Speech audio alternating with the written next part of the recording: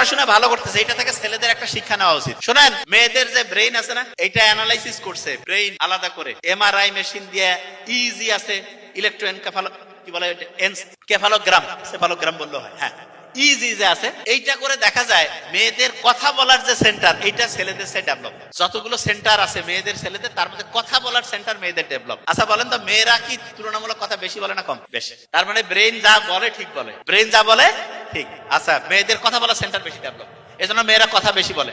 আচ্ছা, মেয়েরা কি, মেয়েদের লবণ তুলনামূলক ছেলেদের চেয়ে বেশি খায় না কম? বেশি খায়। আচ্ছা, কারণটা কি বলি? ছেলেদের মেয়েদের মধ্যে ব্লাড প্রেশার মেয়েদের কি বেশি থাকে না কম? ব্লাড প্রেশার মেয়েদের কম থাকে, ব্লাড প্রেশার কম, কারণ মেয়েরা বাড়িতে কাজ করে আর ছেলেরা তো বনে জঙ্গলে পশু শিকার করতো আগে, এই জন্য ছেলেদের প্রেশার বেশি, মেয়েদের প্রেশার কম। মেয়েদের প্রেশার যে কম, শরীর এখন তো আর কাজ কাম ছেলেদেরও নাই মেয়েদেরও নাই, কি বনে জঙ্গলে যাওয়া লাগে নাকি যে হরিণ শিকার করে আনবো? নাই, গরু গোস্ত আছে, খাসির মাংস আছে, রান্না করে খাওয়া বলে। তা মেয়েদের হয়েছে কি এখন, ওই যে প্রেশার